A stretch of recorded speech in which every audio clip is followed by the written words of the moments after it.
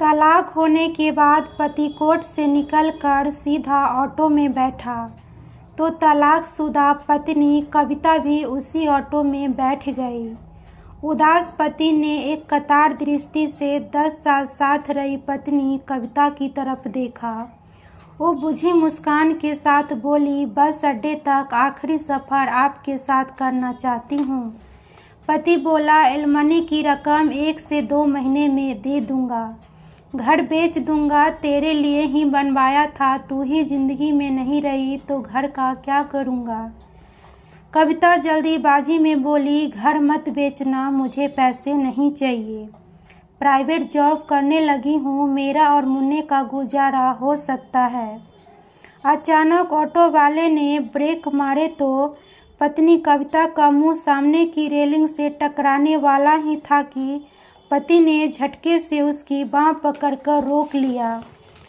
वो पति की आंखों में देखते हुए भरी आंखों से बोली, अलग हो गए मगर परवाह करने की आदत नहीं गई आपकी। वो कुछ नहीं बोला मगर वह रोने लगी। रोते रोते बोली, एक बात पूछूं? वो नज़र उठाकर बोला, क्या?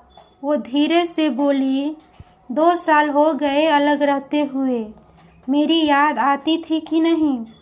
क्या? वो बोला, अब बताने से भी क्या फ़ायदा, अब तो सब कुछ ख़त्म हो गया है ना, तलाक हो चुका है। कविता बोली, 2 सालों में मुझे वो एक बार भी नींद नहीं आई जो आपके हाथ का तकिया बनाकर सोने में आती थी। कहकर वो फपक कर रो पड़ी। बस अड्डा आ गया था।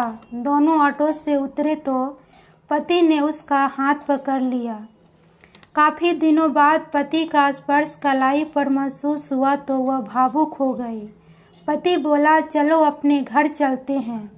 इतना सुनते ही कविता बोली, तलाक के कागजों का क्या होगा?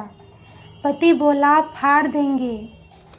इतना सुनते ही वह दहाड़ मारकर पति के गले से लिपट गई। पीछे पीछे दूसरे ऑटो में पति पत्नी के रिश्तेदार आ रहे थे। वो उनको इस हालत में देखकर बस में चुपचाप बैठकर चले गए।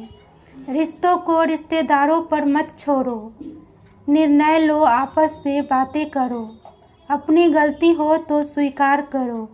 दोस्तों, ये छोटी सी स्टोरी आपको कैसी लगी कमेंट में ज़रूर बताना।